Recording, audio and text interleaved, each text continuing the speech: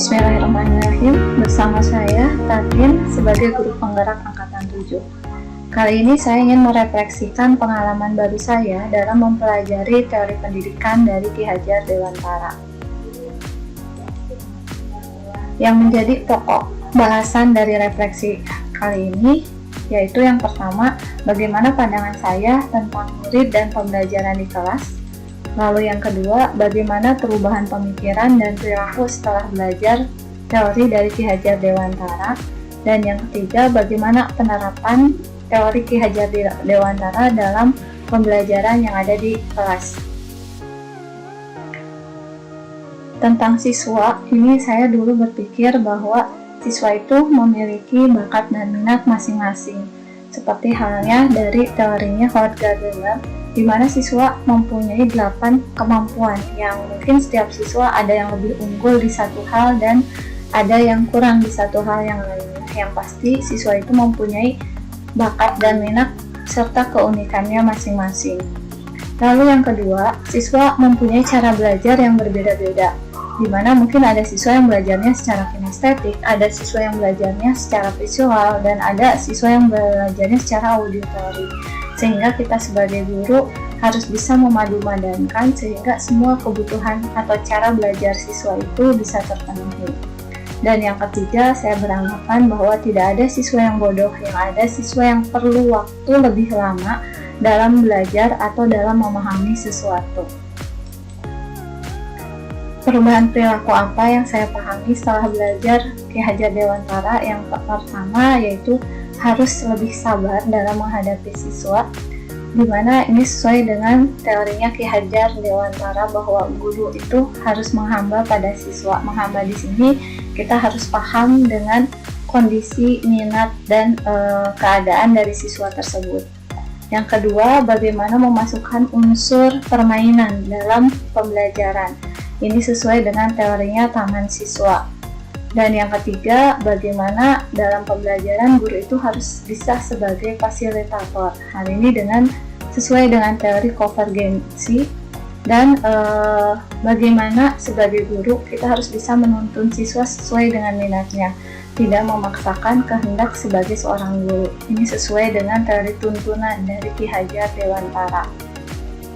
Nah, lalu bagaimana penerapan di dalam kelas? Saya mencoba untuk menggabungkan teori dari metode belajar snowball solving dengan PGT dalam pembelajaran matematika.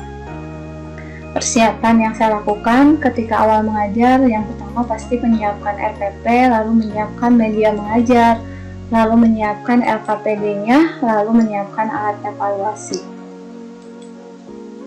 Nah, persepsi yang saya buat karena pembelajaran itu harus menyenangkan, pertama saya mulai anak untuk bermain menebak tanggal lahir.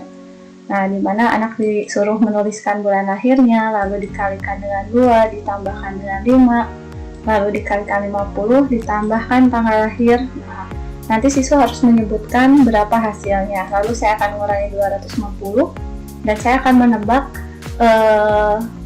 tanggal lahir siswa. Nah, di sini saya akan memberikan pertanyaan pemantik kepada siswa setelah bermain game ini, yaitu berapa persen saya bisa menebak benar. Nah, ini saya akan memasuki ini ke dalam teori peluang, di mana saya mulai mencoba untuk memasukkan sejarah peluang ke dalam pembelajaran. Nah, lalu pendahuluannya saya membagi anak menjadi 6 atau 7 kelompok sesuai dengan keadaan kelas. Lalu setiap ketua kelompok diminta ke depan, sedangkan anggota kelompoknya diminta untuk membaca LKPD yang sudah saya sediakan sebelumnya. Lalu ketua kelompok yang di depan diberi pengetahuan tentang peluang dan mereka dibekali kartu peluang untuk nanti kartu peluang itu diterangkan kepada anggota kelompoknya. Nah, lalu kegiatan intinya di mana ketua kelompok itu diminta menjelaskan ke teman-temannya. Nanti saya sebagai guru sendiri berkeliling melihat jalannya diskusi. Lalu saya pun sebagai fasilitator ketika ada kelompok yang merasa kesulitan. Dan ini adalah gambar-gambar ketika siswa menerangkan kepada temannya. Di sini siswa berusaha sekuat tenaga untuk bisa membuat temannya paham. Lalu kegiatan dilanjutkan dengan bermain game, di mana di sini ketua kelompok dipisahkan dulu dari timnya.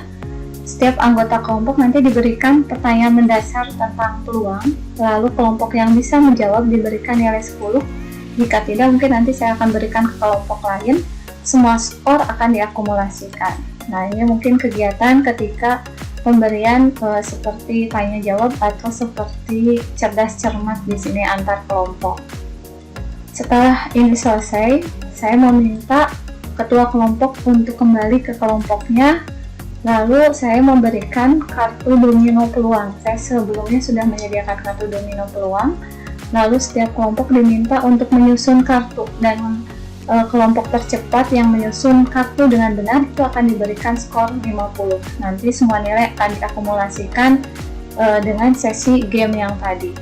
Ini anak-anak, foto anak-anak yang sedang asik untuk merangkai kartu domino. Mereka saling membantu antar satu kelompoknya untuk bisa merangkai menjadi kartu yang benar.